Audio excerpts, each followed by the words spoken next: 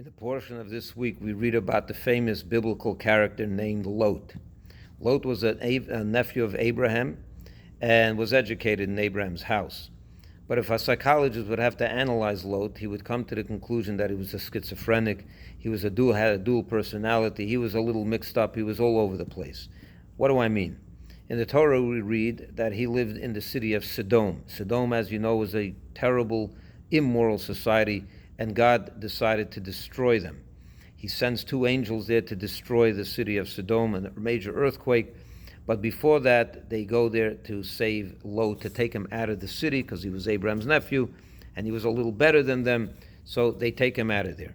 But while they're in Sodom, he invites them into his house. He was gracious to them, and he fed them, it says in the Torah, he gave them matzah.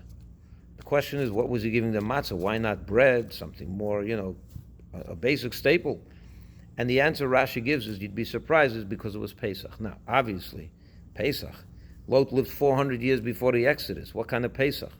The answer that's given is that Abraham, and by extension Lot, they kept the mitzvahs, many of the mitzvahs that they didn't have to keep. Abraham was a great prophet. He knew what the mitzvahs would be in the future, and he wanted to keep them.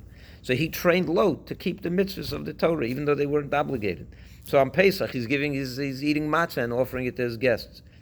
But on the other hand, you analyze Lot, the very same portion tells us that he's living in Sodom. What is he doing in Sodom? How did he choose to live among such terrible people? Well, our commentators tell us that he found them attractive. He didn't like to live the moral life.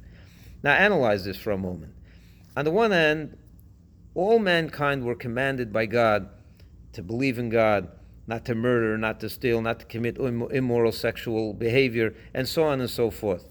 That he doesn't want to keep. He goes to Sodom to become one of them.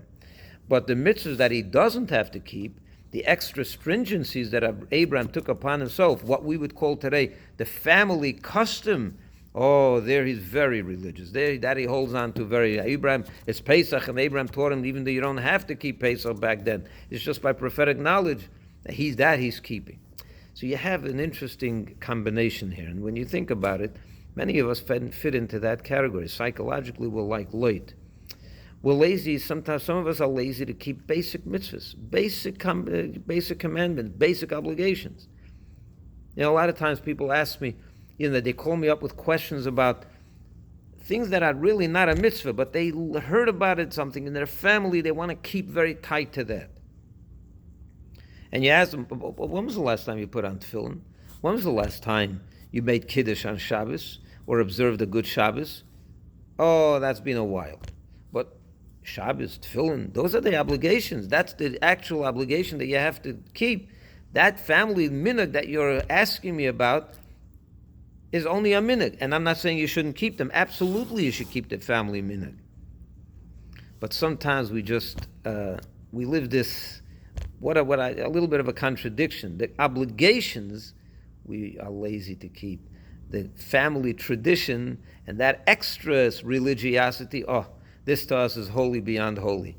And that's a little tight. It's a little bit like Lot. It's the Lot syndrome. We have to be consistent. We have to be like Abraham.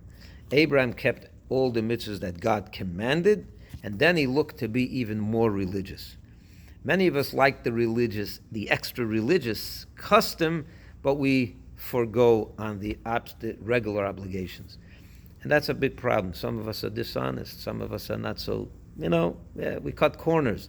But, it comes to family custom, and, that you inherited from from your line, your tradition, how can I violate that? And you're right, you shouldn't violate that. But we got to be a little more consistent. We have to live like Abraham, not like Lot. Schizophrenic Jews, that's not the ideal. We have to be Abraham consistent through and through, and to cherish the commandments that we have, and then, of course, cherish the extra customs that our family has adopted over the centuries. Never give up on them. But the mitzvahs are the mitzvahs. Have a wonderful Shabbos, and we'll see you next week.